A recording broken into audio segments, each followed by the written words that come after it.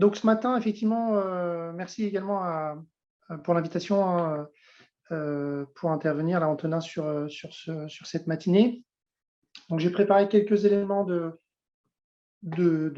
présentation, l'idée étant de partager avec vous un certain nombre de notions et d'éléments sur les enjeux d'adaptation au changement climatique, tout en sachant que, effectivement, vous travaillez plus spécifiquement aujourd'hui dans le cadre du programme sur les questions d'atténuation. Donc, j'ai pensé qu'il pouvait être intéressant voilà, de revenir un peu sur ces différentes notions, atténuation, adaptation, notamment pour clarifier un peu ces points. Alors, j'essaye de partager mon écran.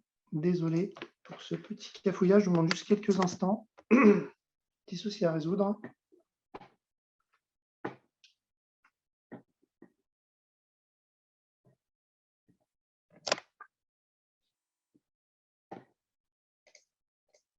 Hop.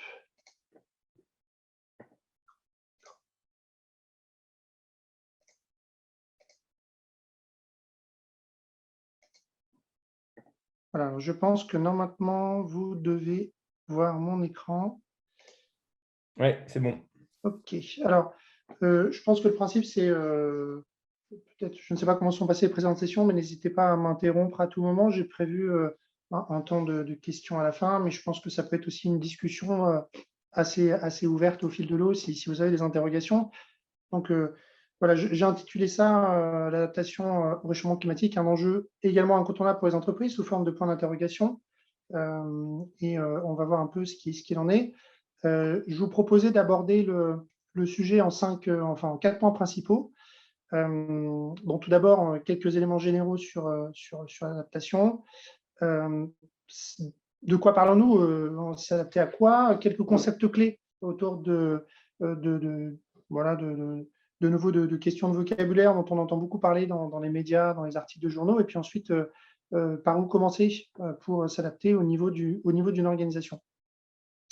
Donc, sur l'adaptation au changement climatique, on est sur une définition que je rappelle ici, hein, qui est celle du GIEC, du groupe intergouvernemental d'experts sur le climat. Sa dernière définition du rapport de 2014. Donc, il s'agit de processus d'ajustement au climat présents ou attendus et à ses effets afin d'atténuer les dommages potentiels et de tirer parti des opportunités ou de faire face aux conséquences. On a un petit schéma ici qui résume finalement la situation en partant d'un territoire ou même d'une entreprise qui est soumise à des enjeux d'atténuation. Donc, c'est tout le travail que vous menez actuellement dans le cadre de la promotion climat sur l'atténuation et donc la réduction des émissions de gaz à effet de serre qui sont une des causes principales du réchauffement climatique. Donc, ces fameuses émissions qui amènent les phénomènes de dérèglement climatique, on va y revenir. Ces mêmes dérèglements ont des impacts sur la société et les écosystèmes et qui modifient l'organisation potentiellement du territoire ou d'une entreprise. Donc, les questions d'adaptation consistent à s'adapter à ces impacts. On est vraiment là dans un petit schéma qui résume également ce qu'on avait pu voir ensemble dans le cadre de la fresque du climat et qui positionne l'exercice du bilan carbone et du plan d'action que vous menez sur le volet gauche. Et maintenant, on va plutôt s'intéresser à dans quelle mesure, au sein de certaines entreprises, eh bien, la question de s'intéresser à une stratégie d'adaptation peut devenir de plus en plus prégnant et indispensable au regard de votre activité, de votre exposition à un certain nombre de phénomènes. Donc, atténuation, adaptation, même combat, mais avec des enjeux qui sont différents. Donc, de nouveau, hein, sur la question de l'atténuation, on est sur la gestion des causes. On s'intéresse principalement aux émissions, donc avec une nécessité au niveau de l'échelle temporelle de mettre en place des actions de stabilisation des émissions dès maintenant. Et ce n'est même pas de la stabilisation, c'est même de la réduction des émissions dès maintenant. Une question qui se pose au niveau global et qui demande des efforts à tous les niveaux. Et puis une mesure qui est celle que vous pratiquez maintenant dans le cadre de votre bilan carbone, qui se mesure en tonnes équivalent CO2, donc pour prendre en compte le CO2 qui est le gaz principal et puis d'autres gaz à effet de serre. Et puis donc le volet droit, l'adaptation. Là, on va s'interroger sur les impacts qui sont liées au dérèglement climatique. Donc, en termes d'échelle temporelle, ce qu'il faut un peu noter, c'est que même si les impacts des changements climatiques sont déjà manifestes, les conséquences les plus graves se vérifieront ou pourraient se vérifier seulement, entre guillemets, à partir de la deuxième moitié du siècle. Et ce que je vais essayer aussi de vous présenter, c'est dans quelle mesure un certain nombre de choses sont déjà perceptibles et tangibles et impactent des modèles économiques aujourd'hui en 2020. Et on est donc sur quelque chose de progressif qui malheureusement est déjà embarqué et je vais y revenir. En termes d'échelle territoriale, on est sur quelque chose de plus local. Au niveau d'un bassin de vie, d'une région, d'un continent, les impacts vont être très différenciés d'une région à l'autre, y compris au niveau français, au niveau international. Et puis en termes de mesures, c'est beaucoup plus complexe. On ne va pas avoir un indicateur commun qui permet de normaliser, on va dire, le sujet. On va avoir des indices de vulnérabilité de l'environnement, de l'économie, un certain nombre de points dont je vais essayer un petit peu de vous présenter dans les grandes lignes les principaux points à connaître. Et puis l'autre sujet, c'est qu'on parle beaucoup effectivement des menaces liées au dérèglement climatique, mais il y a aussi un certain nombre d'opportunités potentielles, avec donc une question de rapport coût-bénéfice pour des mesures d'adaptation qui est aussi un sujet de questionnement, notamment à l'échelle des entreprises et également des territoires. Sur le sujet de l'adaptation, on a un peu un décalage de phase, dans une certaine mesure, d'une quinzaine d'années par rapport aux questions d'atténuation. On a également une montée, de manière générale, une montée en puissance de la compréhension du sujet au cours des 20 dernières années, en lien avec les différents rapports du GIEC, dont j'ai rappelé ici les dates de publication, hein, le deuxième rapport en 1995, le troisième en 2001, etc. Le dernier rapport date de 2014 et le prochain sera publié l'année prochaine en 2022.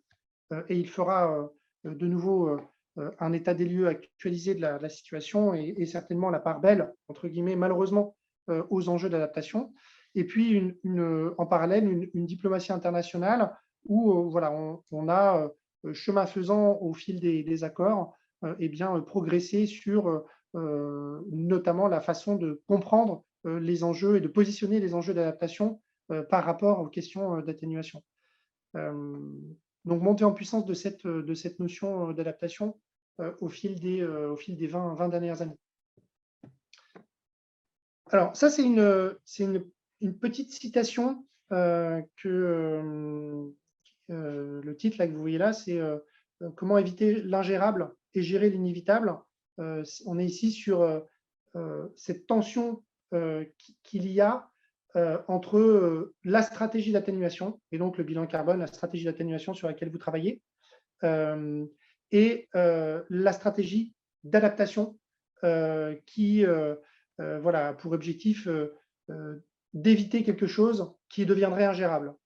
Je vais y revenir, j'ai un autre petit graphique pour illustrer le propos, mais en gros, gérer l'inévitable et éviter l'ingérable, c'est un peu les deux pans de la même approche qu'il faut avoir et de la double approche que de plus en plus d'entreprises vont devoir mener, à savoir, un, contribuer à la réduction des émissions à la hauteur des enjeux, et puis deux, commencer effectivement à évaluer son exposition à des problématiques climatiques qui viennent, en sachant que le climat des 20 à 30 prochaines années est déjà écrit du fait de l'inertie du système climatique. Donc aujourd'hui, par la nature des émissions historiques qui ont été relarguées dans l'atmosphère et qui sont stockées dans une certaine mesure dans l'atmosphère pendant plusieurs dizaines d'années, on a déjà une certaine visibilité sur le point d'atterrissage à 2040-2050 avec une hausse de température quasiment certaine au-delà de plus de degrés. Et donc, tout le sujet consiste à éviter de partir sur la courbe violette et essayer de s'approcher autant que faire se peut et rester autant que faire se peut sous la barre des plus de degrés. Je vais aussi vous remontrer quelques éléments par rapport à ce sujet qui donc pose un peu la question de cette tension entre réduire ses émissions et commencer à penser à une stratégie d'adaptation. Voilà un peu pour les propos un peu introductifs sur les questions d'adaptation. On va y revenir un peu ensuite. Alors là, l'idée dans un deuxième temps, c'est qu'on rentre un peu dans le vif du sujet sur les différentes problématiques. Je reviens un peu sur des éléments qu'on a déjà vus dans la fresque, mais je pense que c'est intéressant de les représenter en quelques mots ce matin. Donc la Terre se réchauffe, ça c'est un premier élément assez tangible, avec un certain nombre voilà, de données même de plus en plus récentes qui nous positionnent à plus 1, voire presque d'ici 2025, plus 1,5 degré par rapport aux périodes pré-industrielles. Donc ça, c'est sur une moyenne au niveau mondial. Au niveau français, et je vais essayer quand même dans une certaine mesure à chaque fois de revenir sur ce qui se passe déjà sur notre territoire. Vous en avez certainement entendu parler, 2020, année la plus chaude en France, donc les années se suivent et les records s'enchaînent. Et ce n'est pas des records qui sont forcément dont on peut être fier, entre guillemets. 2020, l'année la plus chaude enregistrée en France. Et parmi les 10 années les plus chaudes jamais enregistrées, 9 appartiennent au. Alors, il y a une petite coquille là, c'est bien le XXe siècle. Et les 7 sur 10 sont dans la décennie entre 2010 et 2020.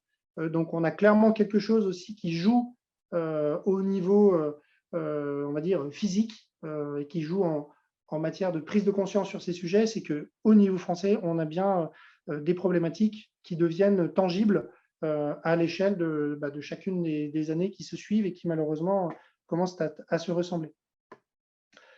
Une évolution des températures, je l'ai déjà dit, qui va dépendre de nos efforts d'atténuation. Donc, de nouveau, je remets en perspective, je vais peut-être insister un peu beaucoup ce matin, mais sur le lien et l'interaction entre, un, les efforts d'atténuation et deux, le fait que ça va conditionner une évolution des climats futurs. Ici, une illustration des températures moyennes suivant l'évolution dans le cadre de différents scénarios, avec des projections par rapport à la période pré-industriels qui, à l'horizon 2100, voilà, peuvent nous conduire à une hausse de température de l'ordre de plus 5 degrés. Pour rester sur la courbe verte, en gros, grosso modo, c'est s'aligner avec les accords de Paris. Je ne sais pas si vous avez encore déjà abordé ce point dans le cadre de la promotion climat, mais ça représente des efforts assez ambitieux. Même pas assez, c'est extrêmement ambitieux en termes de réduction des émissions par an. C'est de l'ordre de 3 à 5% des émissions en valeur absolue. Si vous avez commencé à faire votre bilan et que vous avez une idée de ce que ça peut représenter en termes d'efforts, ça, c'est ce qui est attendu au niveau mondial. Donc, il peut y avoir des différences au niveau de certaines entreprises, mais voilà, ça, c'est un peu le niveau d'effort aujourd'hui que l'on connaît pour être à la hauteur des accords de Paris et rester sur quelque chose de maîtrisable en termes de température. Des vagues de chaleur de plus en plus intenses et fréquentes. Donc ça aussi, c'est un deuxième point sur lequel il va falloir étudier une certaine adaptation. Je fais une petite parenthèse. Aujourd'hui, on travaille, on accompagne des sites touristiques en France qui se posent aujourd'hui un certain nombre de questions sur l'évolution et l'exposition de leur business par rapport à des évolutions climatiques d'ici 5, 10, 20, 30 ans. Et la problématique des vagues de chaleur aujourd'hui est quelque chose qui est un sujet d'attention pour continuer à faire venir des touristes, notamment en été, sur un certain nombre de sites. Donc, c'est pour illustrer un peu aussi les problématiques opérationnelles que certains secteurs économiques peuvent rencontrer. Et donc, ces vagues de chaleur aujourd'hui sont de plus en plus intenses, de plus en plus fréquentes. On a d'ici 2050 des vagues de chaleur qui pourraient être 2 fois plus nombreuses par rapport à ce qu'on a connu au cours des 10 dernières années. Une évolution des précipitations. Donc ça, c'est également un sujet d'attention avec une difficulté à prévoir l'évolution de ces précipitations, avec 2 sujets, le volume et la fréquence. Ça aussi, je vais y revenir un peu après.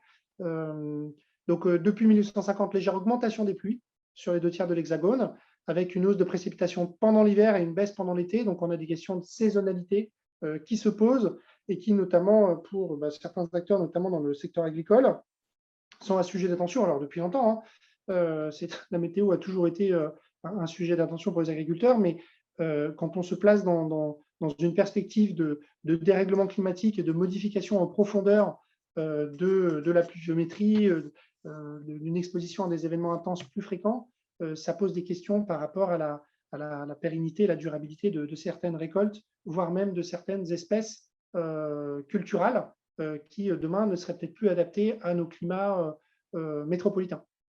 Donc, une légère hausse de plus 2 à plus 5% dans le cumul sur les 3 scénarios. Et ensuite, quelque chose qui reste quand même incertain. Hein, les modèles là-dessus sont moins calés, on va dire, et moins clairs que sur les questions de température. On a des variabilités qui sont aujourd'hui encore difficilement prévisibles, mais le caractère exceptionnel de certains événements pourrait s'accentuer dans l'avenir. Voilà, augmentation en fréquence et en intensité des pluies extrêmes, c'est ce que je viens d'évoquer. Vous avez ici toujours les trois scénarios classiques du GIEC, le 2.6, 4.5 et 8.5, et puis ensuite un certain nombre de représentations de la carte de France avec des intensités, des événements intenses et extrêmes qui pourraient être 2 fois plus fréquents, par exemple, et toucher 4 fois plus de surface au niveau du territoire français qu'en 1960. Donc, ça, c'est un marqueur du changement climatique, le côté extrême des événements qui sont déjà connus par ailleurs. Et donc, des impacts déjà évidents, en tout cas déjà évidents, déjà visibles. Là, vous avez une publication de l'ONERC, qui est vraiment on va dire l'observatoire et l'instance qui suit tous ces sujets au niveau de notre territoire. Je parlais tout à l'heure des sites touristiques avec lesquels on travaille. Donc, on n'accompagne pas de stations de ski, mais vous l'avez certainement vu, noté dans les médias. Il y a aujourd'hui de grosses questions au niveau de ces infrastructures touristiques, avec le col de Porte, là, à côté de Grenoble, qui observe 40 cm d'enneigement en moins, et puis des stations qui sont aujourd'hui de moyenne altitude, qui ont un modèle économique qui clairement est en balance très défavorable à partir du moment où effectivement on n'a plus de neige, où on a des périodes d'enneigement qui sont beaucoup plus courtes. Donc ça, c'est un sujet d'intention majeure, et on est sur un secteur, le secteur touristique, qui, notamment de montagne, qui est amené à se transformer profondément. Je fais une deuxième petite parenthèse aussi pour illustrer un peu au passage. Je fais un petit peu de publicité, vous me pardonnerez, j'espère. On a travaillé dernièrement avec le WWF pour étudier à l'horizon 2050, dans un scénario assez pessimiste, l'exposition d'un certain nombre de pratiques sportives à des aléas et des phénomènes dont je présente certains ici, hein, la hausse du niveau de la mer ou les inondations, qui seraient de nature à mettre en péril certain nombre d'infrastructures, soit localisées en bord de mer, par exemple, soit même, on s'est intéressé à la question des pelouses sur les dizaines de milliers peut-être pas les dizaines de milliers, mais les milliers de stades de foot et de stades de rugby qui sont répartis sur tout le territoire et qui, aujourd'hui, font face à des problématiques de sécheresse dans pas mal dans les stades de foot, hein, et qui posent des questions d'accessibilité de la ressource en eau, qui sont aujourd'hui soumis à des restrictions de distribution d'eau, et qui, de la même manière, hein, à une échelle beaucoup plus fine, mais repose la question de comment tout simplement continuer à viabiliser ces types d'infrastructures sportives dans une perspective de tension accrue sur la ressource en eau notamment. C'est un vrai sujet. Et puis, pour terminer sur les phénomènes qu'on voit venir également en France, j'en reparlerai un peu tout à l'heure, mais sur la question des forêts, on a tous en tête les incendies d'Australie et on a toujours l'impression que c'est un peu loin de nous, ces phénomènes, mais ils se rapprochent, et aujourd'hui, on a des indices sur des longues durées temporelles qui nous permettent d'avoir des craintes, en tout cas en termes de hausse de feux de forêt, qui sont assez clairement identifiés dans le sud de la France, mais pas uniquement. On a quelque chose qui remonterait en termes de niveau de risque forêt au fur et à mesure dans le territoire métropolitain. Là, alors, le niveau de la mer, c'est quelque chose dont on parle toujours, qui est effectivement un marqueur. C'est pareil, on a des chiffres qui ne sont pas nécessairement extrêmement perceptibles. Enfin, qu'est-ce que ça peut donner? Là, c'est juste visuellement, ça permet de se rendre compte de ce que ça représente, plus 50 cm du niveau de la mer. Est-ce que c'est beaucoup? Eh bien là, c'est visuellement une représentation de ce qui peut se passer à gauche, au niveau de la Tamise, hein, et donc de la remontée au niveau des fleuves, d'une hausse du niveau de la mer. Ça peut tout de suite poser de grosses questions au niveau d'un certain nombre de villes localisées tout simplement en bord de mer, en bord d'océan. Et vous avez la même représentation du côté de Shanghai. L'idée étant de de rendre visuel quelque chose qui a l'air d'être insignifiant. 50 cm, c'est vraiment pas grand-chose. Eh bien, en fait, ça peut être extrêmement impactant. Et aujourd'hui, pour reparler de la Tamise, il y a de gros travaux qui sont menés en termes d'évolution des infrastructures sur ce fleuve, dans une perspective eh bien, effectivement, de hausse du niveau de la mer qui amène à repenser tout de suite les infrastructures qui seraient plus nécessairement adaptées pour faire face à des événements extrêmes, soit d'inondation, soit de hausse du niveau de la mer, tout simplement. Et alors, au niveau français, j'y reviens. Vous en avez peut-être aussi entendu parler, mais on a des forêts qui sèchent sur pied, littéralement, avec 3 étés consécutifs extrêmement chauds, qui ont été tout simplement meurtriers pour les forêts françaises, avec des stratégies d'adaptation. Donc là, au niveau de l'ONF, au niveau des gestionnaires forestiers, qui consistent à se poser la question de quelles seront les espèces végétales, donc les essences d'arbres, etc. J'ai parlé tout à l'heure des cultures, qui seront adaptées à un climat qui sera profondément transformé d'ici 20, 30, 40, 50 ans. Et le risque d'incendie qui vient un peu en parallèle, si j'ose dire, de la question liée à la sécheresse. Donc, chaque dixième de degré de réchauffement compte. Là, c'est de nouveau pour enfoncer le clou sur l'importance de l'exercice que vous menez en termes de maîtrise des émissions de gaz à effet de serre. Je ne vais pas rentrer dans le détail, je vous mettrai à disposition cette présentation, mais de nouveau, comme je parlais tout à l'heure d'une hausse de 50 cm du niveau de la mer, ça a l'air d'être imperceptible, enfin, ça a l'air d'être assez neutre en termes d'impact, ce n'est pas le cas. De la même manière, passer de 1,5 plus 1,5 à plus 2 degrés en termes de réchauffement, ça a des conséquences qui sont extrêmement différentes. On est sur quelque chose qui peut être assez exponentiel sur plus on avance en dixième de degré, plus on augmente, plus on a des effets qui sont accentués dans une logique exponentielle, avec des personnes tout simplement en situation des situations de réfugiés climatiques, par exemple, qui sont clairement identifiées. Impact sur les espèces végétales, sur la biodiversité marine, sur la biodiversité terrestre, avec des pourcentages et un ensemble d'espèces qui se retrouvent beaucoup plus menacées à une hausse, dans une perspective de hausse de plus de degrés par rapport à plus 1,5 degré. Donc, on a des impacts qui sont majeurs et non linéaires pour la planète. J'en ai remis ici un certain nombre, c'est des petits tableaux.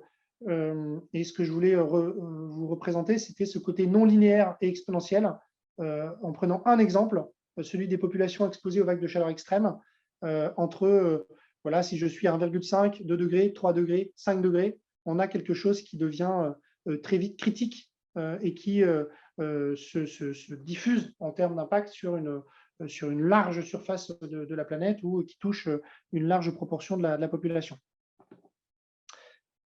Dernier point peut-être, avant d'en venir sur les questions qui concernent comment travailler à l'échelle de votre entreprise. Donc sur des notions clés, je vais peut-être passer un peu rapidement, mais je trouvais intéressant de reclarifier un peu ces notions sur le risque, les notions de risque et de vulnérabilité. Vous avez ici la manière dont on présente les questions liées à la vulnérabilité, à l'adaptation au changement climatique. Donc, le risque climatique, il va résulter d'une interaction entre des aléas climatiques, je vais vous donner des exemples ensuite, la vulnérabilité et l'exposition des systèmes. Donc, ça peut être le système, ça peut être une entreprise. Donc, les aléas, ce sont les phénomènes climatiques qui sont susceptibles de se produire et qui peuvent entraîner des dommages sur les populations, les activités, les milieux. J'en ai présenté un certain nombre juste précédemment, la hausse de la température, des températures extrêmes, l'inondation, etc. L'exposition, c'est tout simplement la présence d'infrastructures, de personnes dans des lieux ou dans des contextes qui sont susceptibles de subir des dommages. Donc là, on va parler de l'exposition de bâtiments, l'exposition d'infrastructures de transport, l'exposition de personnes. Et puis la vulnérabilité, c'est la prédisposition d'un système à subir ces dommages qui sont liés au changement climatique, avec deux notions, les questions de sensibilité.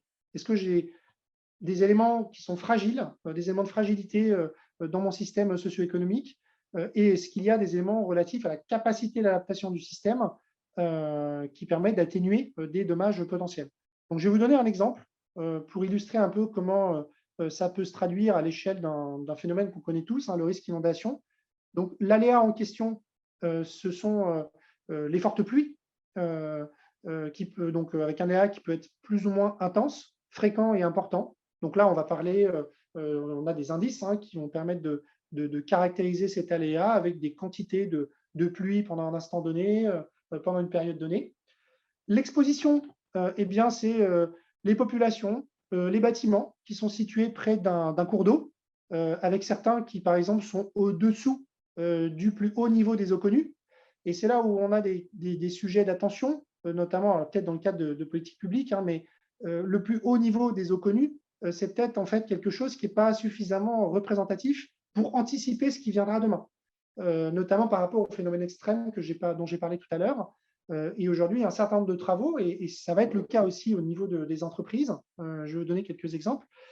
Il s'agit de repenser et de se projeter dans un contexte où les niveaux de vulnérabilité et d'exposition à un aléa sont non connus et dépassent tout ce qu'on a pu connaître par le passé, de façon à ne pas partir trop bas, si j'ose dire, par rapport au risque climatique.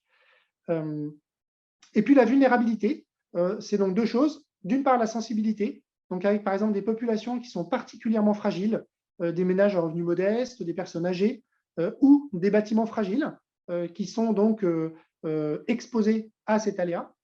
Et puis la capacité d'adaptation, qui là consiste à se poser la question, mais est-ce qu'il y a une procédure d'émergence? Est-ce qu'on a une infrastructure qui est modulable, qui peut être mise en place pour faire face à un aléa extrême?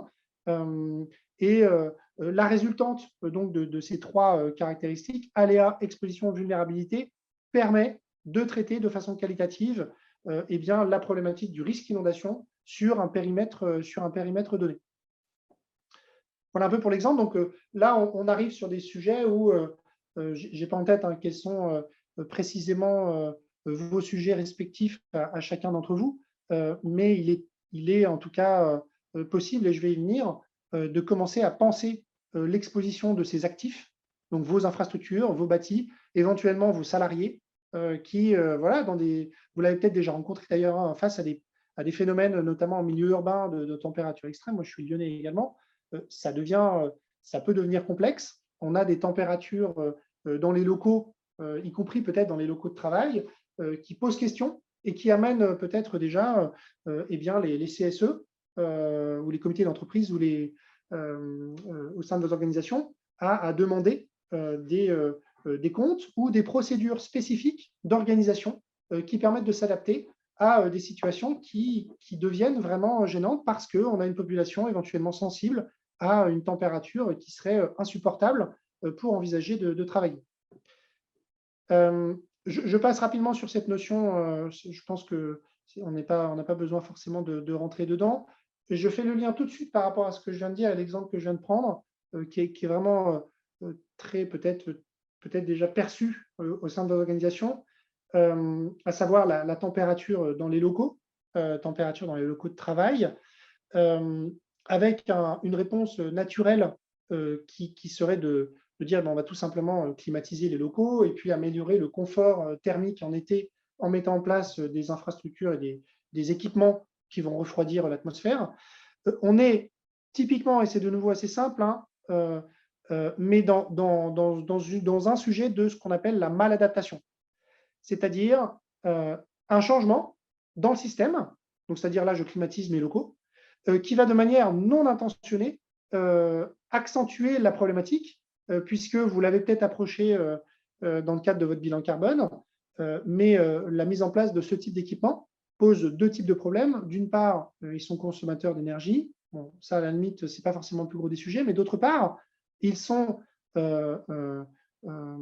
relaguent des gaz à effet de serre qui ont également un impact très fort, beaucoup plus fort que le CO2, sur le réchauffement climatique.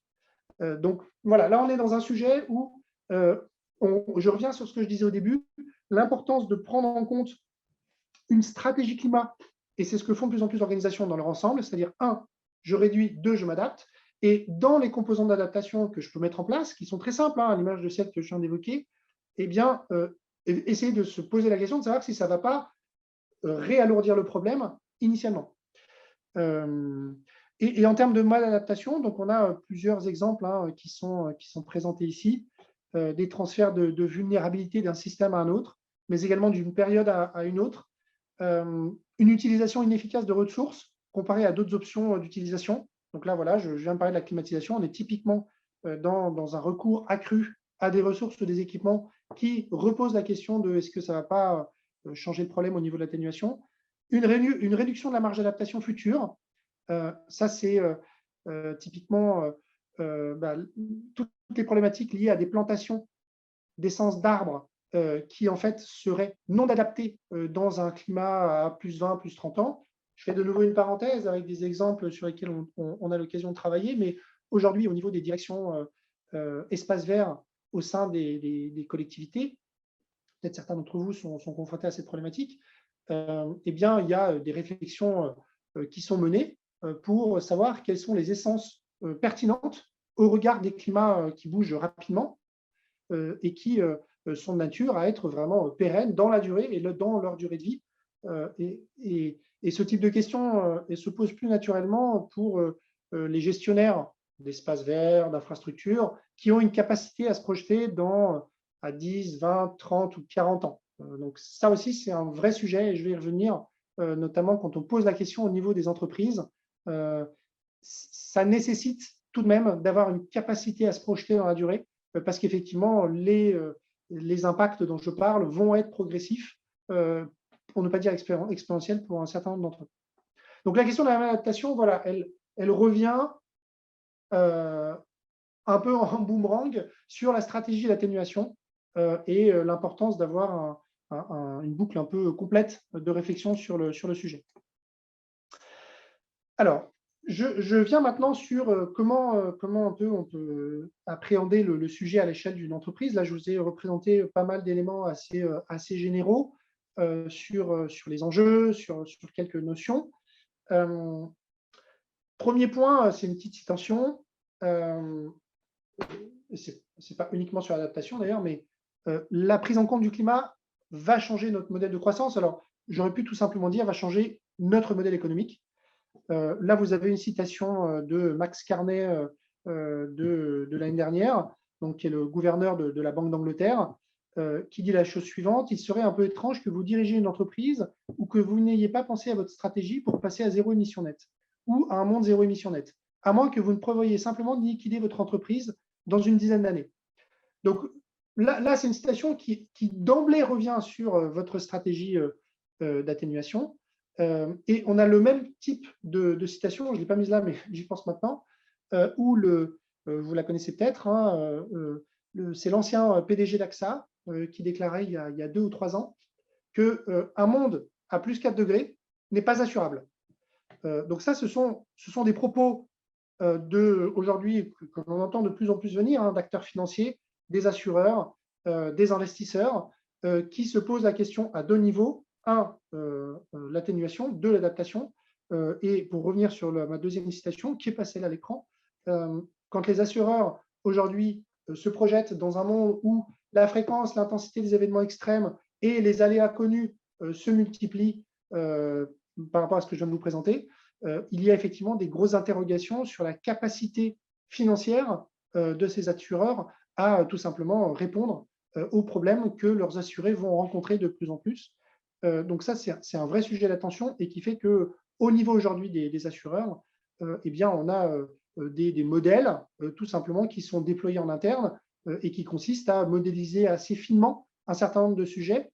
On travaille par exemple avec des partenaires sur ces questions. Et dernièrement, certains assureurs ont demandé des exercices de modélisation très fins sur l'évolution des tempêtes à l'horizon 2050 sur l'ensemble du territoire métropolitain, de façon à comprendre également ce que peuvent dire ces modèles et anticiper une capacité à ces assureurs à continuer à faire tourner leur modèle économique, qui est de pouvoir tout simplement couvrir les risques encourus par leurs administrés. Alors, deuxième volet, je me place maintenant du point de vue d'une entreprise, s'adapter. On a la question délicate de ce que un acteur, j'ai oublié son nom, appelé la tragédie des horizons. On a en fait deux choses. C'est d'un côté, les événements extrêmes climatiques, c'est le graphe de gauche, c'est une top priorité pour les dirigeants.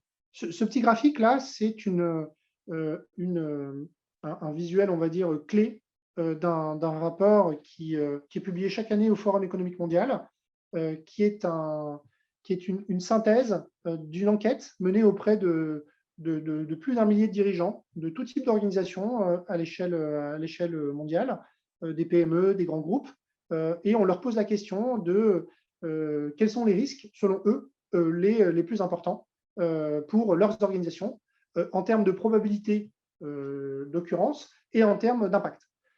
Et ce qui ressort là depuis 2017, c'est que le top 5, enfin déjà en premier lieu, ce sont les événements extrêmes qui sont de nature à mettre qui sont un risque majeur, numéro 1 au niveau des entreprises.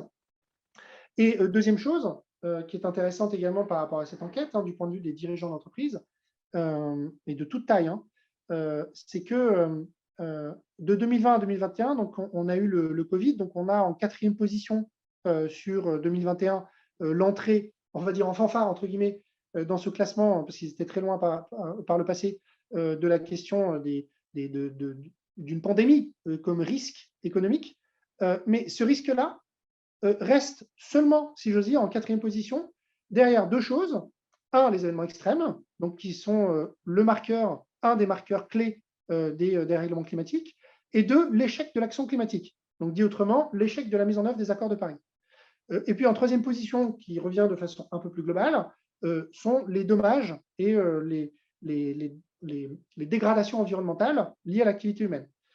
Et donc ça reste en 2021 comme étant un risque majeur au-delà et avant la question des pandémies et de l'impact d'une pandémie sur nos économies. Et on voit bien aujourd'hui quelle est l'ampleur du dégât. Et bien donc pour les dirigeants, on a aujourd'hui le climat qui reste un risque encore plus prépondérant pour la pérennité de leurs organisations. C'est quand même assez inédit, d'ailleurs, cette progression qu'on observe depuis 2017, avec, vous le voyez, notamment en 2020, c'était entre guillemets, c'était la première fois que ça, enfin, c'est pas entre guillemets, mais c'est la première fois que ça arrivait sur les 5 premières positions de tous les risques qui sont présentés. On en a plusieurs dizaines. Il y a des risques économiques, des risques sociaux, des risques environnementaux. Eh bien, sur les 5 premières positions, c'était des risques environnementaux qui étaient identifiés par les dirigeants d'organisation comme étant donc de nature à remettre en cause leur modèle économique. Donc ça, c'est la prise de conscience sur la gauche. Et puis, sur la droite, c'est quelques éléments de passage à l'action, où là, on retrouve que, alors je suis sur les grandes entreprises, là, 78% des entreprises du CAC 40 qui identifient le besoin d'adaptation au changement climatique. Donc là, une cohérence par rapport au graphique précédent. Donc là, tout le monde est d'accord sur l'importance d'agir. Mais peu d'entreprises, à ce jour, ont effectué des évaluations approfondies. 13% toujours de ces entreprises du CAC 40 ont des résultats en termes d'évaluation des risques climatiques distincts selon les pays d'opération. Et seulement 3% considèrent plusieurs horizons temporels et scénarios climatiques. Je rentre un peu dans quelque chose de technique, mais ça veut dire qu'aujourd'hui, les exercices et les analyses qui sont menées au sein des entreprises sont encore assez nouveaux. Et on a donc, de manière sous-jacente, cette question de la tragédie des horizons. Je vous ai parlé tout à l'heure de scénarios climatiques qui nous donnent des éléments à voir en 2050. Aujourd'hui, on est en 2020. Une entreprise qui a une capacité de se projeter dans son modèle économique à 30 ans, ça ne court pas les rues, entre guillemets. Et on a aujourd'hui certains secteurs économiques qui ont par nature cette capacité à se projeter à 30, 40 ou 50 ans. Donc eux, très clairement, on va regarder un peu ce qu'ils font, ils se saisissent du sujet. Aujourd'hui, voilà, on est en 2020, j'essaie aussi de vous présenter un certain nombre d'éléments assez perceptibles qui sont de nature à faire dérégler les modèles existants. On a ce genre de choses qui arrivent et qui peut-être amènent un passage à l'action plus rapide, à commencer par une compréhension de l'exposition de son business sur ces risques qui viennent. Je remets un peu, pardon, je reviens un peu sur toujours cette question de s'atténuer ou s'adapter, parce que vous vous posez peut-être la question au sein de votre entreprise. Et aujourd'hui, pour accompagner un certain nombre d'organisations, on nous dit, enfin, les dirigeants nous disent parfois de façon un peu provocante, et on les comprend, que finalement, ça ne sert à rien aujourd'hui de chercher à atténuer les effets, puisque de toute façon, je vous l'ai dit aussi, les effets du climat sont embarqués, donc autant tout de suite cranter et mettre en place une stratégie d'adaptation. À l'échelle de votre organisation, ce qu'il faut bien comprendre, c'est que vous êtes exposé à deux types de risques qui vont évoluer en sens inverse. C'est le sens un peu de ce graphique. Donc, vous avez les émissions de gaz à effet de serre en ordonnée, avec aujourd'hui un niveau de l'ordre de 40 gigatonnes de CO2 par an environ en 2020, 40-45. Et puis, vous avez les différentes trajectoires, donc les trajectoires et les scénarios du GIEC, donc ces fameux scénarios, le RCP 8.5, donc qui nous emmène à l'horizon 2100 sur un scénario tendanciel, on va encore doubler les émissions par rapport à 2020. Et là, on embarque une augmentation du climat de l'ordre de 3 à 5 degrés. On a un scénario médian le 4.5 qui voilà, nous amène à une baisse plutôt une augmentation déjà des émissions jusqu'en 2040, puis ensuite une amorce de baisse à partir de 2040-2050, qui nous embarque sur quelque chose de l'ordre de 1,7 à 3,2 degrés. Et puis, vous avez le scénario 2.6, qui est le plus ambitieux, et qui, lui, consisterait à rester, à rester sous les 2 degrés, avec un niveau de confiance assez important, et à respecter les accords de Paris. Eh bien, ces différentes trajectoires-là et ces différents scénarios illustrent deux types de risques qui viennent. Un, les risques physiques. Donc, plus en fait on se dirige vers des émissions qui augmentent, qui sont non maîtrisées, et bien plus on va exposer les organisations à tous les phénomènes que j'ai présentés précédemment, inondations, etc. Et ça aura des impacts financiers qui vont résulter des effets du changement climatique sur les acteurs économiques, sur les portefeuilles d'actifs, sur la dégradation des infrastructures. Ça, c'est le premier point, le premier risque. Et le deuxième risque qui existe également, c'est celui des risques de transition.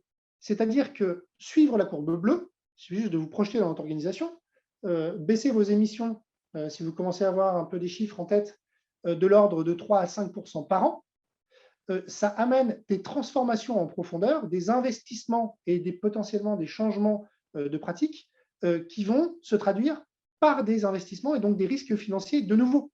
Donc, ces risques de transition, ce sont ceux qui sont liés à la mise en place de réglementations, de contraintes, d'augmentation sur les prix, d'évolution du business model lié notamment à toute l'utilisation des énergies fossiles et qui peuvent se traduire aussi et se traduiront aussi par des impacts financiers pour vos organisations.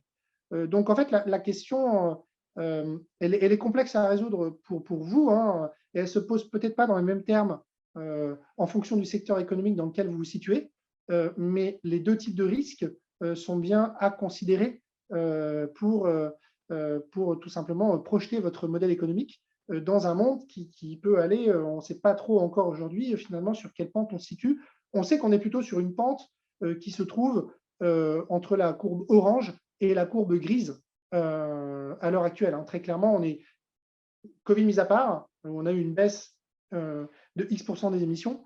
Aujourd'hui, on est reparti déjà à un niveau en 2021 qui est plus proche de ce qu'on avait avant crise. Donc, s'atténuer ou s'adapter, je le disais, l'arbitrage, il va beaucoup varier en fonction du secteur. Là, je vous ai donné quatre petits visuels. Vous prenez des vignerons. Aujourd'hui, si vous voulez vous convaincre de l'existence et de la prise en compte par certains secteurs économiques de la vulnérabilité et du risque climatique, vous regardez ce que fait le syndicat des vignerons et vous regardez aujourd'hui comment ils pensent le monde de demain et comment un certain nombre aujourd'hui d'acteurs, y compris par exemple en Grande-Bretagne ou ailleurs, anticipent un monde qui, dans 30 ou 40 ou 50 ans, sera celui où peut-être, on espère, je le souhaite en tout cas, on a encore envie de boire du champagne, où est-ce qu'on pourra produire ce type de vin, et c'est peut-être plus en France. Donc, vigneron, il a des actifs, ce sont ces vignes qui doivent durer 40, 50, 60 ans. C'est très clair, lui, il est à l'écoute de ce que peuvent dire des climatologues et il est à l'écoute de comment aujourd'hui, et il regarde très finement ce qui va se passer, ce qui peut se passer malheureusement en termes d'évolution du climat. Vous prenez un deuxième exemple qui est un gestionnaire, un transporteur, donc un camion, durée de vie d'un actif d'un point de vue financier d'un camion 5 ans. Aujourd'hui, très clairement, sur ce type d'organisation, le sujet principalement, c'est l'atténuation.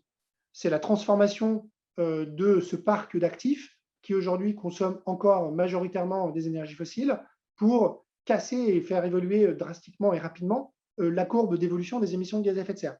La question de l'adaptation et du risque de l'entreprise face au changement climatique, elle se pose dans des termes différents.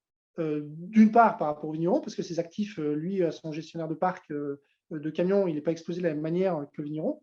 Et puis d'autre part, par rapport à la question de sa contribution en termes d'émissions de gaz à effet de serre.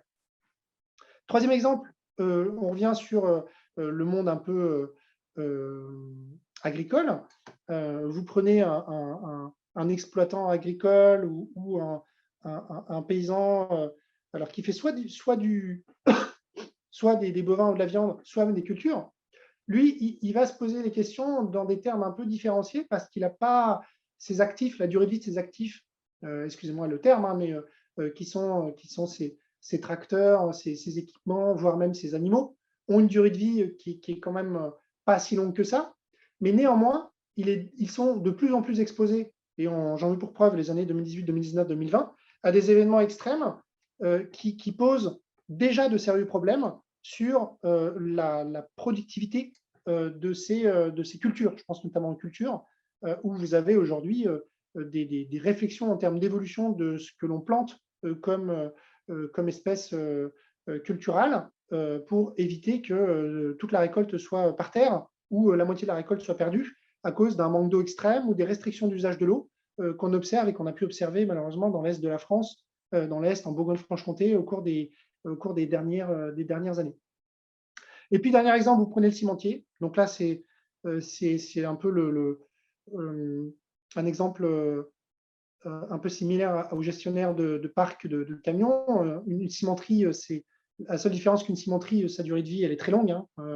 Elle est de l'ordre de 50, 60, 70 ans. Donc là, vous retrouvez un enjeu d'atténuation et de décarbonation qui est extrêmement fort sur ce secteur. Donc là, lui, il a une grosse problématique de décarbonation, c'est très clair. Mais il a aussi une réflexion à mener sur la localisation de ces actifs qui peuvent rencontrer des problématiques de fonctionnement opérationnel face à des températures qui pourraient devenir intenables ou des expositions par rapport à des événements connexes, des événements qui pourraient survenir aux alentours de son installation et qui peuvent mettre en danger la fonctionnalité et le fonctionnement de son installation. Donc là, on est sur une question de où est-ce que mon actif est localisé. Est-ce que finalement, il n'est pas proche de quelque chose qui peut demain être bien mis à l'arrêt par le contexte environnant qui pourrait poser problème. Et le contexte environnement, ça peut être aussi les infrastructures de transport. Aujourd'hui, vous avez des acteurs qui travaillent très sérieusement sur le sujet au niveau français, au niveau international, qui sont les gestionnaires au niveau des infrastructures routières et qui, eux, travaillent sur des modélisations assez fines en termes de viabilité des infrastructures face à des événements extrêmes qui pourraient conduire à augmenter la maintenance ou anticiper des nouveaux tracés parce qu'on a des infrastructures qui ne seraient plus praticables dans le cas d'un événement extrême. Je vais vous prendre un autre exemple aussi sur le transport fluvial. Voilà, j'y viens tout de suite. Donc, les risques physiques, ces fameux risques physiques, est-ce que c'est un enjeu pour les entreprises? J'essaie de vous montrer un certain nombre d'exemples qui illustrent comment, au niveau de vos actifs, donc en propre, mais également sur le contexte environnement et notamment votre chaîne d'approvisionnement amont et aval, eh bien, vous pouvez vous retrouver exposé à des problématiques de non-capacité de fonctionnement. Donc, bon, inondation en Thaïlande qui frappe toute l'électronique. Donc là, on est typiquement sur mes infrastructures de transport sont bloquées, elles sont impraticables, et elles sont peut-être demain de plus en plus impraticables, et je n'arrive pas à m'approvisionner pour faire venir mes matières premières. On a le même cas en aval, vous en avez peut-être entendu parler, avec le baisse du niveau du Rhin, qui rendait impraticable à la navigabilité les barges qui distribuent, voire acheminent des produits à des usines et qui ensuite les dispatchent auprès de ses clients ou de ses fournisseurs. Ça a causé des problèmes assez sérieux au niveau de l'économie alsacienne, mais du côté également allemand, ça a eu des problématiques assez importantes sur les installations. Et puis ensuite, on revient sur les phénomènes plus majeurs, peut-être un peu moins proches de chez nous. La fonte du permafrost qui tout simplement dégrade des infrastructures industrielles et qui pose des problématiques au niveau de la viabilité, l'existence de certaines infrastructures. Et puis les incendies qui, en fait, ont causé la faillite de l'entreprise PGNE, qui est un producteur d'électricité, et qui illustre dans quelle mesure des événements extrêmes, qui pourraient devenir demain de plus en plus fréquents, sont autant de grains de sable, voire plus que des grains de sable, dans la capacité des organisations à fonctionner. Là, c'est une petite représentation pour aussi illustrer c'est un papier assez récent qui a fait tout un panorama des principaux actifs et activités industrielles en Europe et leur degré d'exposition à un certain nombre d'aléas. Donc, vous retrouvez ici ce que j'ai évoqué tout à l'heure, un certain nombre d'aléas, les inondations, la hausse du niveau de la mer, des incendies, qui sont seulement quelques aléas qui sont regardés dans le cadre de ce méga programme, et qui ensuite fait un travail de corrélation entre quelle est l'intensité carbone de cette industrie et puis quel est son niveau d'exposition au risque de transition, et qui sort un peu un certain nombre de caractéristiques principales. C'est sur le graphique de droite, où en fait les secteurs, par exemple dans le secteur minier, leurs problématiques, elles sont quasiment aux deux niveaux. Un, décarboner leur niveau de production, et puis deux, vraiment se poser la question de la viabilité du fonctionnement compte tenu de leur organisation complexe, de la difficulté d'accès aux lieux, de l'exposition à d'autres aléas autour qui menacent tout simplement la fonctionnalité de ces infrastructures. Et donc, vous voyez que d'un secteur à l'autre, les problématiques ne sont pas les mêmes, et pour chaque organisation, cette double question d'adaptation-atténuation va se poser dans des termes un peu différents. On a, pour illustrer aussi le propos, j'en aurai bientôt terminé, une norme ISO qui… Alors, toujours le côté normatif peut toujours un peu poser problème, c'est pas très sexy et pas très attractif, mais ça vient juste d'être publié l'année dernière, la norme ISO 14090, qui donne les principes, les lignes directrices pour détailler comment une organisation peut travailler pour comprendre et prendre en compte ce risque climatique. Elle est publiée en 2020 voilà, ça illustre le côté quand même encore naissant de quelque chose qui devient un exercice sérieux pour de plus en plus de structures. Donc, vous voyez ici la trame de l'approche proposée par cette norme ISO, qui est sans surprise assez classique. Comprendre le périmètre et définir le périmètre que vous voulez observer. Vous pouvez tout à fait vous dire au sein de votre entreprise, moi, je vais regarder uniquement ce bâtiment parce que je voudrais bien comprendre un peu ce qui s'y passe, ou quelques bâtiments. Et inversement, d'autres, c'est tous les bâtiments au niveau mondial, l'ensemble de mes infrastructures au niveau français, toutes mes infrastructures sur une zone donnée et tous mes actifs. Réalisation d'un diagnostic, je vais vous donner quelques exemples de comment on peut traiter ce sujet. Un diagnostic qui identifie les menaces et les opportunités. Ça, je pense que c'est un sujet important aussi du point de vue des entreprises. Il n'y a pas que des problèmes. Le problème est global, mais replacé à l'échelle d'une organisation, il y a des opportunités à saisir. Je parlais tout à l'heure des stations de moyenne montagne.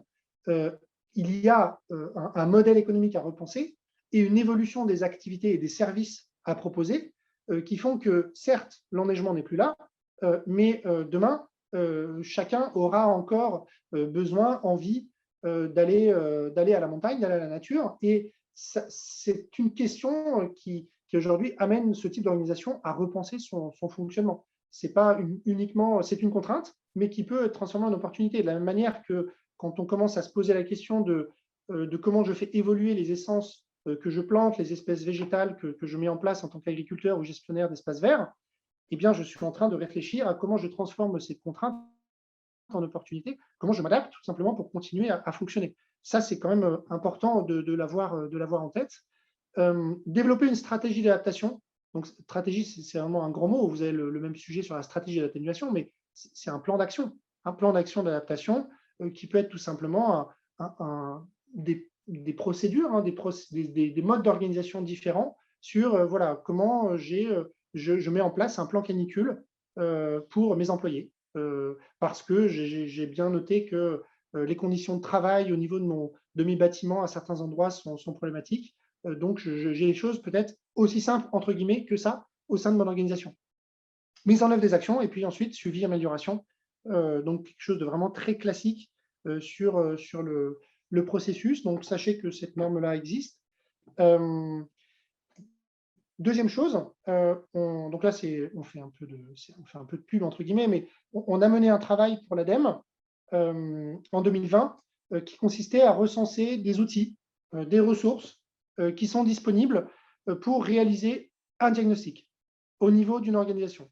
Donc voilà, comprendre comment moi, au sein de mon entreprise, au-delà des grands principes méthodologiques, je peux me saisir d'un outil, d'une base de données, de quelques éléments qui est au sein de mon secteur, éventuellement, qui est pensé pour mon secteur, le secteur agricole, le secteur du bâtiment, et me permettre de faire ce diagnostic, de comprendre comment mes actifs ou mes infrastructures sont vulnérables. Donc, je vous ai mis ici le document est en libre téléchargement. Hein. Vous avez aussi quelques retours d'expérience d'entreprises. C'est plutôt des grands groupes. Hein. Aujourd'hui, on a plus de grands groupes hein, qui se sont saisis du sujet, qui ont une vision mondialisée, qui donc forcément aujourd'hui sont déjà exposés à des problématiques assez importantes, y compris sur leur chaîne d'approvisionnement ou leur chaîne de distribution.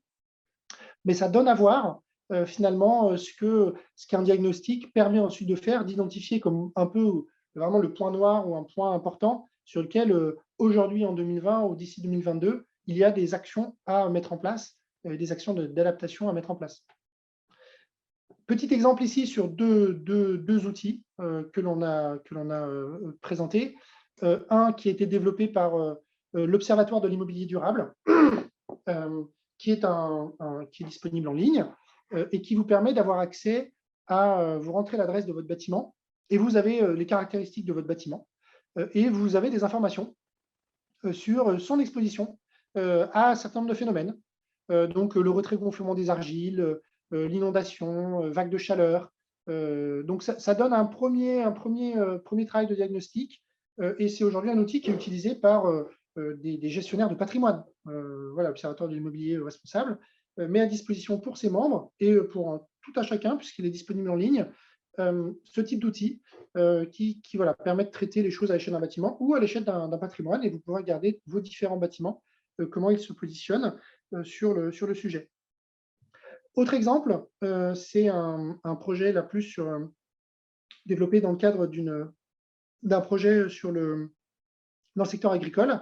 Vous avez à l'échelle des exploitations agricoles un outil similaire qui a été développé et qui permet à un agriculteur, sur la base d'informations assez simples concernant le fonctionnement de son installation, d'avoir des ordres de grandeur, des compréhensions des risques qu'il encourt dans un scénario qui est en général le scénario le moins favorable en termes d'évolution des émissions et qui permet de comprendre où sont les principaux enjeux et qu'est-ce qui pourrait advenir à l'échelle de son entreprise. Et ici, j'ai remis l'exemple de Batadapt en plus gros pour que vous voyez à quoi ça ressemble. J'ai mis le lien en bas de page qui vous permet de voir un petit peu ce qui est aujourd'hui développé et mis à disposition des organisations pour qu'elles commencent à traiter le sujet de la même manière qu'on a aujourd'hui le bilan carbone ou des outils comme WeCount qui permettent de faciliter le passage à l'action et de faciliter votre vie pour comprendre les enjeux et ensuite envisager un plan d'action. Et bien là, vous avez des petits outils qui commencent à se déployer. Et de façon plus générale, vous avez Météo France qui fournit une batterie de données vraiment très, très fine pour aller plus loin dans le phénomène. Donc, je l'ai dit, à l'échelle d'une entreprise, vous pouvez mener des analyses à plein de niveaux différents, en commençant par, là, c'est vraiment une entreprise fictive qu'on a modélisée, mais qui permet de voir comment elle est dépendante d'un certain nombre de fournisseurs de rang 1, de rang 2, où est-ce qu'elle distribue ses produits. Donc, voilà, échelle mondialisée, mais ça peut éventuellement s'appliquer à la France, qui permet de dire, je peux avoir une approche multiniveau en prenant en compte la chaîne de valeur et en comprenant ce qui se passe pour faire fonctionner mon entreprise. Ça peut être multisite. ça peut être sur un périmètre géographique donné. Donc là, c'est à vous de définir au démarrage ce que vous voulez regarder. Ça peut être tout simplement un bâtiment, hein, comme je l'ai dit juste avant. C'est quand même intéressant d'avoir une approche systémique, hein, si vous commencez à dépendre d'un certain nombre de fournisseurs, etc., et que vous avez des ressources critiques qui sont fournies par des acteurs potentiellement exposés. Enfin, ça peut avoir du sens, chemin faisant, d'ouvrir un peu le périmètre. Et intéressant également d'avoir une vision cartographiée de la situation. Les étapes clés du DIAG, ça reprend ce que j'évoquais en termes au niveau de la norme. Vous définissez votre périmètre, et d'ailleurs, c'est la même chose pour votre bilan carbone. Vous avez peut-être eu cette question au démarrage, hein, de qu'est-ce que vous regardez? Est-ce que vous regardez tout ou seulement une partie des flux en termes d'émissions? Donc là, vous définissez votre périmètre géographique. Ensuite, vous identifiez quels sont les aléas qui sont pertinents, qui pourraient menacer les activités et le périmètre que vous avez choisi. Et là, vous identifiez ces aléas, il y en a une batterie, hein, et vous sélectionnez ceux qui sont intéressants et vous allez chercher les informations qui vous donnent l'évolution de ces aléas sur la zone géographique donnée. Et ensuite, vous réfléchissez aux caractéristiques internes qui permettent de comprendre la vulnérabilité de vos activités à ces aléas.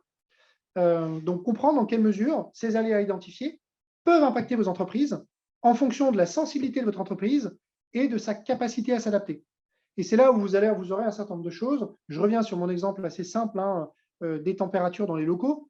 Si vous avez des personnes fragiles ou des personnes qui ont des difficultés à travailler dans certains environnements de température ou autre, eh bien, ça peut être aussi simple que ça sur une capacité à s'organiser et comment on fait si les locaux ne sont pas praticables, est-ce qu'on met en place un mode de travail différencié.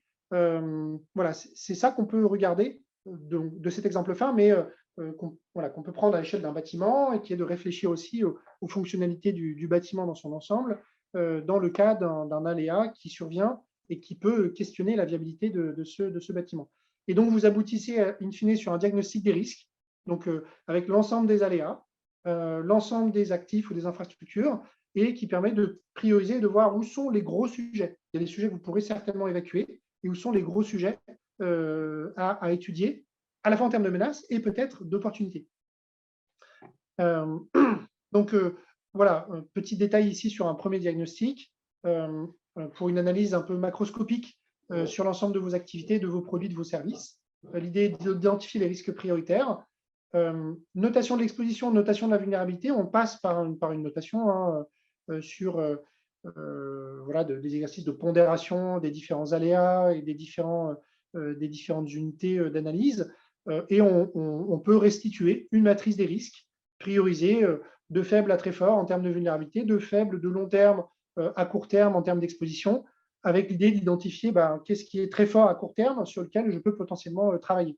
Et donc, une partie de ce travail est nécessairement menée en lien avec vos équipes. Hein, je reviens sur l'exemple de tout à l'heure, hein, parce que c'est d'actualité, on travaille avec des sites touristiques.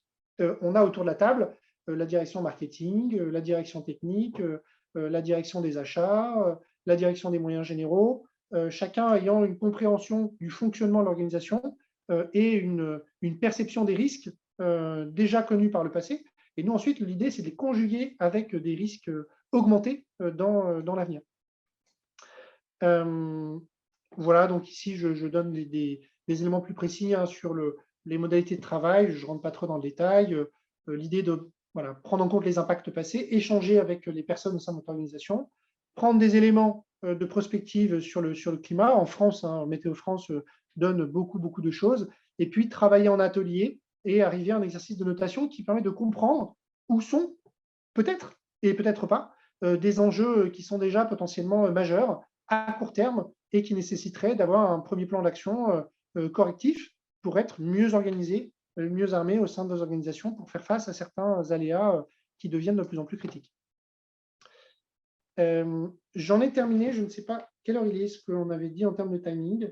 J'espère, Antonin, que j'ai tenu le timing et puis je suis à votre disposition. Là, je ne sais pas ce qui était prévu pour un échange, des questions, des remarques.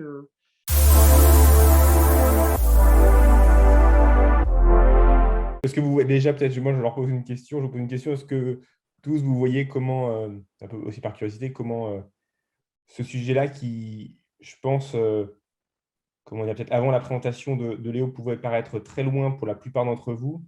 Est-ce qu'aujourd'hui, vous vous rendez compte que finalement, c'est un sujet qui va tous nous toucher, peut-être à des horizons différents, sur des amplitudes différentes. Mais est-ce que vous avez tous à vous projeter là-dessus? Alors, je ne sais pas où vous m'entendez, là, c'est Philippe à H7. Ouais, moi, j'avais une question. Comment on passe enfin, comment on met en parallèle le bilan carbone et l'évaluation des risques, quoi. Donc, en fait, c'est deux notions qui me perturbent un peu suite à votre présentation. De dire, oui, c'est bien, on a fait le bilan carbone. Et là, maintenant, comment nous, on évalue les risques et sur nos activités, quoi, puisqu'en fait, c'est comment on passe de l'un à l'autre ou comment on complète l'un et l'autre, quoi. Oui, effectivement. Est-ce que vous pourrez juste me rappeler, donc c'est qui est intervenu? C'est Philippe Jurine, là, de la société H7. D'accord. Alors, je pense que j'ai essayé un peu d'en parler justement de cette articulation possible entre le bilan carbone et la stratégie de réduction des émissions, et puis l'exposition ou les risques euh, euh, potentiels qui déjà peuvent peser aujourd'hui sur votre organisation. Ce sont deux facettes de la même problématique euh, qui sont articulées au niveau mondial parce que plus vous émettez des émissions, plus en fait on va augmenter le problème en termes d'advenue de phénomènes climatiques. Donc les deux sont liés au niveau international. Maintenant, au sein de votre organisation, ils peuvent être traités de façon différenciée. Vous avez une stratégie de réduction des émissions. Ça, c'est quelque chose sur lequel vous allez avancer. Et ensuite, en parallèle, vous pouvez, en fonction de votre secteur, je pense sur certains d'entre vous, il n'y a peut-être pas encore trop de sujets. Je ne connais pas vraiment trop le détail de chacune de vos organisations, mais faire ce travail de compréhension de l'exposition à des risques climatiques en 2020 et puis à un horizon 2050, ça, c'est un travail que vous pouvez mener en parallèle. Aujourd'hui, pour répondre complètement à votre question, le fait de regarder dans son ensemble les deux sujets, c'est des choses qu'on demande, mais dans un premier temps aujourd'hui aux investisseurs et aux grands groupes. Et il y a un cadre aujourd'hui, c'est un peu technique ce que je vais vous dire, mais c'est le cadre de la TCFD qui consiste à regarder au sein d'une organisation, et on demande à ce qu'une organisation traite à la fois la question des risques de transition, donc qui sont liés à l'atténuation des émissions, et l'exposition aux risques physiques, donc quelque chose d'articulé. Mais au sein de vos entreprises, je pense que en premier lieu, vous pouvez commencer à faire les deux choses en parallèle. Il n'y a pas de problème par rapport à ça. Je pense que l'idée est de commencer déjà à se familiariser avec le sujet et à comprendre où sont les enjeux. Donc, je ne sais pas si ça répond à votre question, mais je pense que pour l'instant, vous pouvez les traiter de façon assez séparée dans un premier temps. Donc, quand tu fais ton bilan carbone, la plupart de tes gaz à effet de serre sont issus d'énergie fossile. Est-ce que du coup, faire son bilan carbone peut être aussi utilisé pour bien comprendre sa dépendance aux énergies fossiles et du coup se dire demain, si notamment soit il y a de la réglementation, soit le prix de l'énergie fossile augmente, du coup, mon bilan carbone me permet d'avoir d'une certaine manière un niveau d'évaluation du risque, des risques liés au changement climatique. Ah bah, très clairement. Alors, très clairement, le bilan carbone, il y avait même initialement dans l'outil, je ne sais pas si c'est une fonctionnalité de WeCount, c'est peut-être une petite idée aussi à étudier, Antonin, de ton côté, mais il y avait la possibilité de faire deux choses. Il y a peut-être toujours d'ailleurs la possibilité de faire deux choses. C'est d'une part modéliser le coût, le risque financier lié à l'introduction d'une taxe carbone avec différents niveaux possibles.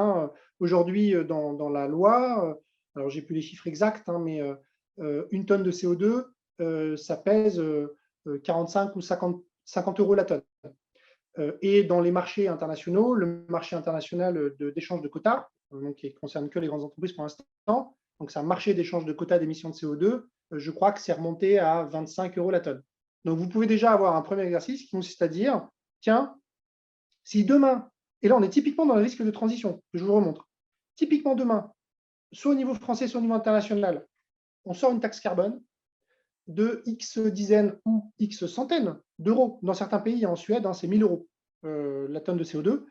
Tous les acteurs sont au courant. Donc, en fait, ce n'est pas forcément une fois que tout le monde est au courant, que le système est organisé autour de ça, ça fonctionne. Mais de vous dire, tiens, demain, on me sort une taxe carbone à 150, 200 euros, moi, je suis exposé à combien? Il y aura des questions de périmètre, scope 1, scope 2, scope 3, etc. Mais ça donne déjà à voir quel est un risque financier potentiel. Et je parle bien ici, quand je parlais d'impact financier, ça c'est très concret. Deuxième chose qui était possible de faire, pour rebondir sur ce que disait Antonin, effectivement, quand vous avez modélisé votre bilan carbone, vous avez rentré des quantités d'électricité, des quantités de litres de carburant, de mètres cubes de gaz naturel, etc. Demain, on a un choc à la hausse sur les prix pétroliers. Quelle est la répercussion d'un point de vue financier sur mon organisation? Ça, c'est un deuxième type de risque. Et c'est exactement ça, la courbe bleue. Se diriger sur la courbe bleue qui est ici, c'est-à-dire se mettre en lien avec les accords de Paris, ça signifie nécessairement un modèle économique bas carbone qui s'impose, ou en tout cas qui se met en place à l'échelle de l'ensemble des organisations. Et donc, c'est un impact financier qu'il faut prendre en compte. Soit c'est la hausse du prix de l'énergie, qu'effectivement, on a quand même qui nous pend au nez, même si ça va lentement, ça vient clairement. Ou deuxièmement, mais qui est complémentaire, c'est une autre manière de regarder les choses, une taxe carbone. Et pour finir sur le sujet, ce que font aujourd'hui un certain nombre d'entreprises, plutôt de nouveau encore des grands groupes, c'est qu'ils se dotent en interne d'un prix interne du carbone. Donc, ils budgètent en interne une enveloppe qui peut être, par exemple, basée sur, voilà, nous, on a un prix interne du carbone, c'est 100 euros la tonne. Donc, 100 euros, on a notre bilan carbone, 100 euros la tonne, on prend ce budget et on l'utilise pour financer une réduction de nos émissions ou un certain nombre de projets qui ont pour objectif de faire baisser nos émissions. Et c'est une manière également d'anticiper un risque réglementaire ou un risque qui peut venir demain, qui est qu'une taxe arrive et s'impose à un ensemble d'organisations.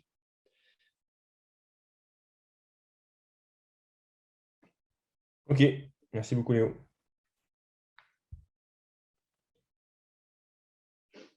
S'il n'y a pas d'autres... Ah, Vincent, tu as une question? Oui, non, mais c'était juste une question, c'est un peu un commentaire. Moi, il me semble que ce travail de compréhension, il a vraiment été fait au moment de la pandémie.